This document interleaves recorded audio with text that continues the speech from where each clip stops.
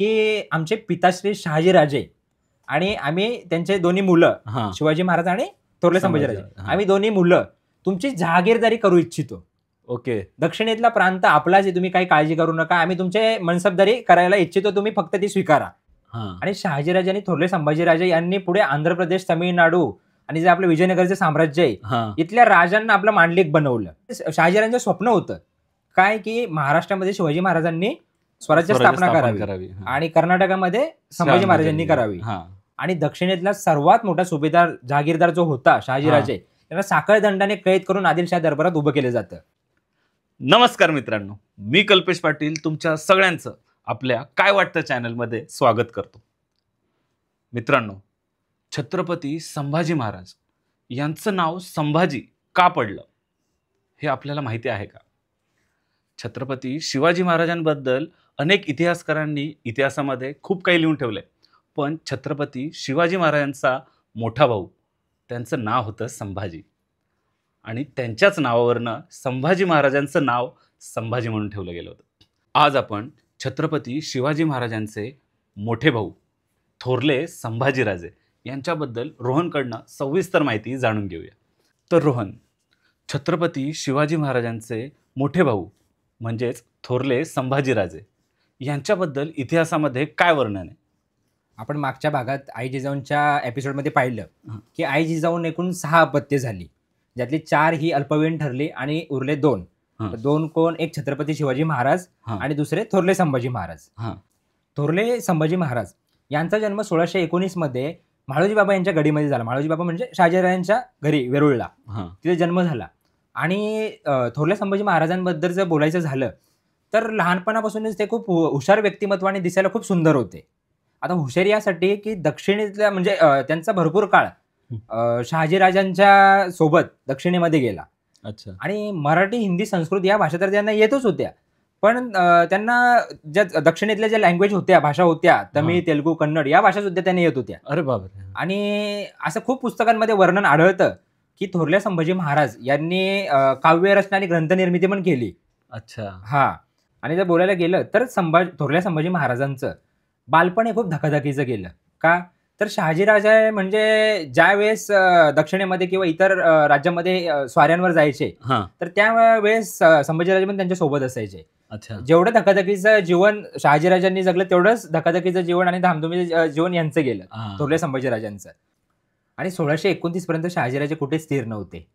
आई जिजाऊ तेव्हा 2 महिन्यांनी गर्भवती होत्या, म्हणजे शिवाजी महाराज त्यांच्या पोटामध्ये होते.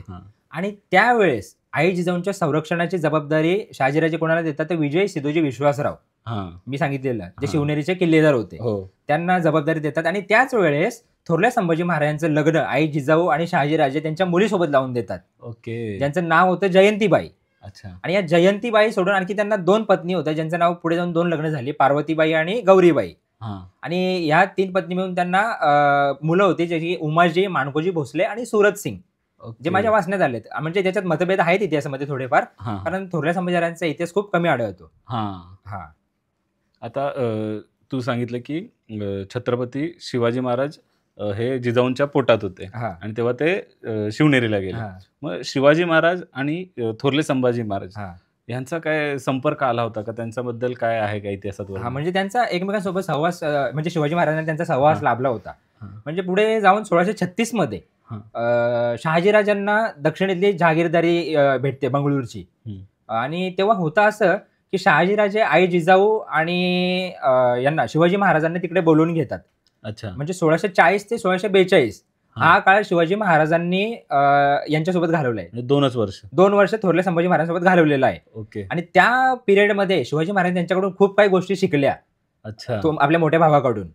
म्हणजे याच्याबद्दल बोलायचं झालं तर शहाजीराजे आणि थोरले संभाजीराजे यांनी दक्षिणेमध्ये ना जो प्रदेश होता त्यांना दक्षिणेतली एक जहागीरदारी भेटलेली होती, पण ते आदिलशाहीचे जहागीरदार होते. आणि शहाजीराजे आणि थोरले संभाजीराजे यांनी पुढे आंध्र प्रदेश, तामिळनाडू आणि जे आपलं विजयनगरचे साम्राज्य आहे इथल्या राजांना आपलं मांडलिक बनवलं. ओके. म्हणजे आदिलशहाचं त्यांनी साम्राज्य विस्तार एवढा केला होता तिथे की तिथल्या जे राजे होते, तिथली जी प्रजा होती त्यांना त्रास नाही दिला, तर त्यांना प्रेमाने समजून आपलं मांडलिक बनवून घेतलं.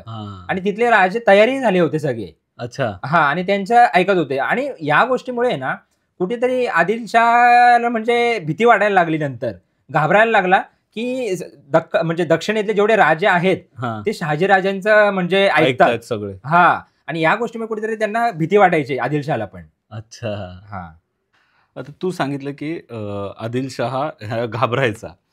शहाजीराजे, संभाजीराजे आणि छत्रपती शिवाजी महाराज यांच्या तिघांच्या एखाद्या पराक्रमाची कहाणी वगैरे सांगायची झाली तर काय सांगशील? म्हणजे मी आधी संभाजी महाराजांची सांगतो, नंतर पुढे हां. एकत्र सांगतो, ठीक आहे.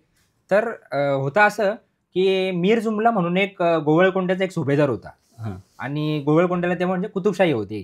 तर अच्छा. त्या कुतुबशाचा एक सुभेदार होता, ज्याचं नाव होतं मीर जुमला. अच्छा. आणि हा मीर जुमला काय करतो, 1645 मध्ये हा बंगलोरवर चालून येतो संभाजीराजांवर. ओके. आता आपण हा मीर जुमला म्हणजे काही साधा माणूस नव्हता, मी त्याची तारीफ नाही करत आहे, पण हा साधा माणूस नव्हता. हा काय करायचा माहितीये का, हा मीर जुमला हे जेवढे गोवळकोंड्याचा मी सांगितलेला बादशाह म्हणजे हिऱ्याच्या खाणीचा मालक हां, हां. मी सांगितलेलं. हं. तर हा हिऱ्याचे जेवढे व्यापार होते, हा युरोपीय देशांमध्ये, इराणीय देशांमध्ये हा सांभाळायचा. ओके. हा, आणि हा डीलर होता एक प्रकारचा, असं समजतो. हां, हां. आणि युरोपीय देश म्हणजे ते युरोपीय देश असू दे, पण आशियाई देश म्हणजे मस्कट, मक्का, मालदीव्स वगैरे या देशांमध्ये पर्यंत त्याचा व्यापार पसरलेला होता अरे बापरे! त्या काळात. त्या काळात.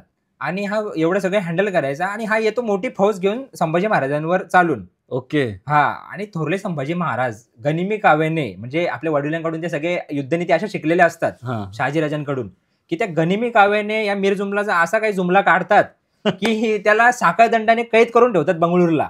ओके. त्याच्या सेनेला तर पळून लावतात, त्याला कैद करून ठेवतात. हां, हां. आणि कैद करून ठेवल्यानंतर म्हणजे मीर जुमल्याच्या फॅमिलीवाल्यांना सांगतात, की तुम्ही 9 लाख रुपये सोन्याच्या मोहरा द्या, तेव्हाच मी याला सोडणार. ओह! मग त्याचे- तेव्हा संभाजीराजे किती वर्षाचे होते? तेव्हा त्यांचं म्हणजे 1619चा जन्म आणि 1645 ही गोष्ट आहे. अरे बाप! म्हणजे एक 25-26 वर्षाचे असतील ते. हां, आणि होतं असं, की संभाजीराजे हां, त्याच्या घरच्यांना सांगतात हां, मीर जुमलाच्या, की हां. तुम्ही 9 लाख सोन्याच्या मोहरा द्या मला, तेव्हाच मी याला सोडणार. आणि त्याच्या घरचे 9 लाख सोन्याच्या मोहरा आणतात, आणि तेव्हा थोरले संभाजीराजे त्याची सुटका करतात. अरे बाप! त्याच्यानंतर कधी परत मीर जुमला त्यांच्या मागे लागत नाही.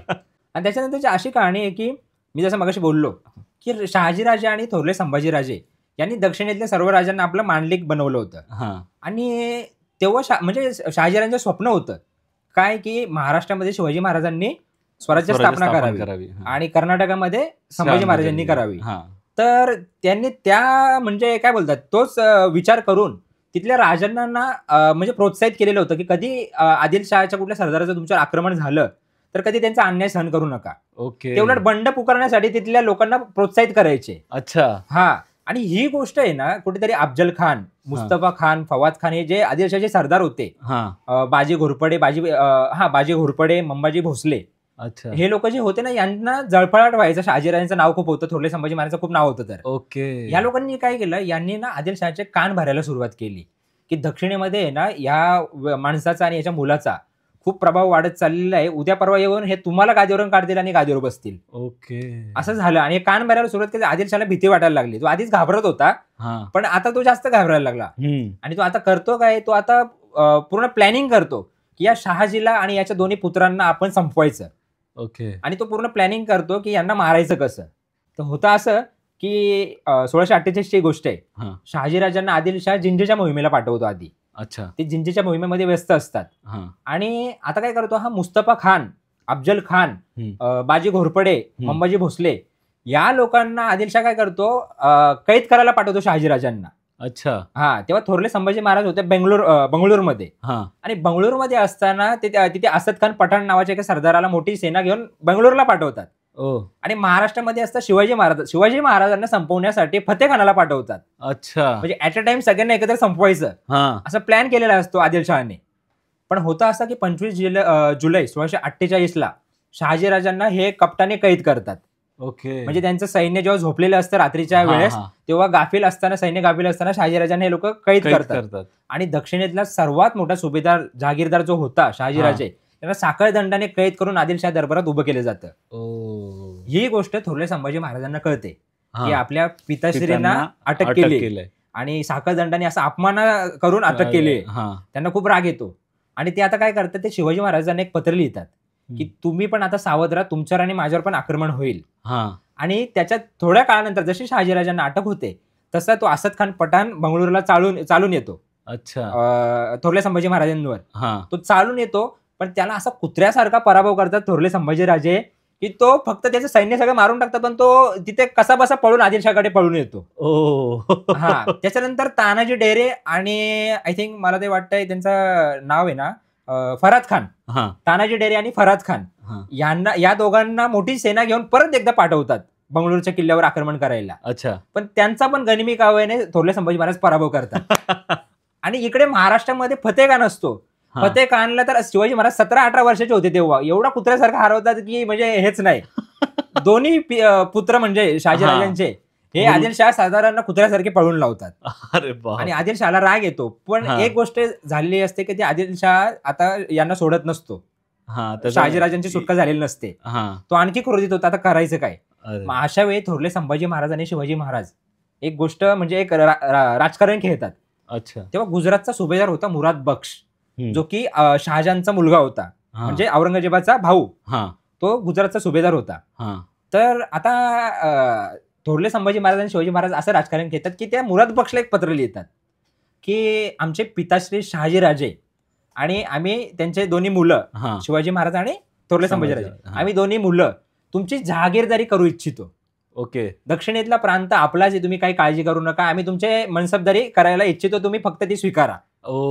आता तो मुराद बक्ष विचार करतो की यार, तो त्याच्या पप्पाला म्हणजे शहाजहानला सांगतो की असा असा दक्षिणेतला सर्वात मोठा सुभेदार आणि त्याची मुलं आपले अनुयायी बनायला तयार आहेत, आपलं प्रतिनिधित्व दक्षिणेत करतील. तेव्हा शहाजहान राजा होता. हा, शहाजहान तेव्हा मुघलांचा हे होता, बादशाह होता. आणि त्याला सांगतो हा मुराद बक्ष की असं असं झालंय. आणि मी शहाजहान पण विचार करतो की काय करावं काय नाही, तो तयार होतो लगेच. आणि आता शहाजहान मुराद बक्षला सांगतो की ते आदिलशाहला तू समजाव. आणि मुराद बक्ष एक खरमरीत पत्र लिहितो की शिवाजी राजे आणि म्हणजे शिवाजी आणि संभाजी म्हणजे तो पत्र लिहितो शिवाजी आणि संभाजी आणि त्यांचा पिता शहाजीराजे हे आमचे मनसबदार आहेत, त्यांची सुटका करायची, नाहीतर आम्ही तुमच्यावर चालून येऊ. हा. आणि आता आदिलशाह पेचात पडतो. शहाजहान तेव्हा भारतामध्ये सर्वात टॉपला होता, मोठा राजा, सर्वात मोठा राजा होता. आणि मग आता त्याला विचार पडतो काय करावं. मग तो पण आता काय करतो की मला कोंढाणा किल्ला पाहिजे, जो शिवाजीराजांकडे आहे तो, आणि संभाजीराजांकडे जो त्यांचे बंगळुरूचा किल्ला आहे तो मला पाहिजे. ओके. आणि मग पण आता काही केलं तरी आपल्या वडिलांची सुटका करायचीच आहे. तर आता संभाजीराजे आणि शिवाजी महाराज काय करतात की ती अट मान्य करतात आणि शहाजीराजांची सुटका करून घेतात. ओके. आणि सुटका करेपर्यंत आता याच्यात पण चतुराई काय करतात थोरले संभाजीराजे की सुटका होईपर्यंत बंगळुरूचा किल्ला देऊन टाकतात आदिलशहाला.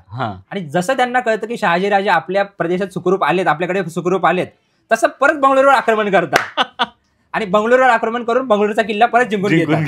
या गोष्टीनंतर आदिलशाह कधीच त्यांच्या मागे लागला नाही. त्याला कळालं होतं की यांच्या मागे लागणं व्यर्थ आहे, त्याचे कोणीही सरदार कितीही काही बोलू दे, काही अर्थ नाहीये. आणि मग पुढे आता होतं असं की म्हणजे शहाजहान आणि आदिलशाह यांच्या पुढच्या काळामध्ये काही काळाने युती झालेली होती. अच्छा. हा. आणि 1654ची गोष्ट आहे की तेव्हा होतं असं की जे संभाजीराजे होते यांना आणि अफजल खानाला म्हणजे आय थिंक मला वाटतं बेदनूरचा किल्ला, तर बेदनूरचा किल्ला म्हणून एक प्रदेश होता, तो आदिलशाहचाच सरदार होता. आणि तो आदिलशाहचा तिथे एक सरदार होता, त्याचं नाव आपा खान. त्या आपा खानाने काय केलं, आदिलशाह विरुद्ध बंड पुकारलेलं होतं.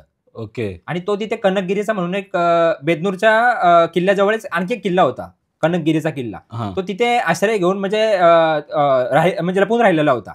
आणि आदिलशाहने सांगितलेले असतं की तुम्ही याला जाऊन पकडा, ओके, याला संपवा दोघांना. हा, अफजल खान आणि संभाजीराजांना. पण होतं असं की संभाजीराजे आणि हे जातात, अफजल खान जातो तिथे. पण अफजल खान एवढा कपटी होता, त्याच्या मनात एवढी जेलसी होती थोरल्या संभाजी महाराजांनी शहाजीराजांबद्दल, त्याने काय केलं, आपा खान सोबत आधीच युती केलेली. ओके. की मी आलो इकडे की मी असं काहीतरी करेल, तेव्हा तू यांना घातपाताने मारायचं. अच्छा. आणि हा आपा खान आणि अफजल खान मिळून तिथे थोरले संभाजी महाराजांना म्हणजे घातपाताने मारतात. ओके. आणि तिथे संभाजीराजांचं घातपाताने निधन होतं. अच्छा, म्हणजे तिथे विश्वासघात केला जातो, विश्वासघाताने मारलं जातं.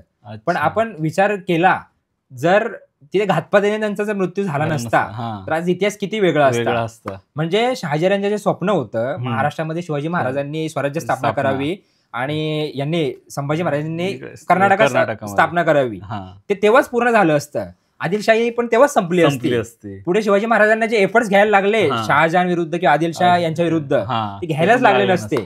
आणि पुढे होतं असं, म्हणजे आपण बोलतो ना की ती कहाणी आहे, म्हणजे अफजल खान बद्दल बोलतात ना की तो आला नव्हता, त्याला आणला होता, हा हा हा 32 दाताचा बोकड ते बोकड फाडला होता, ते बोलतात.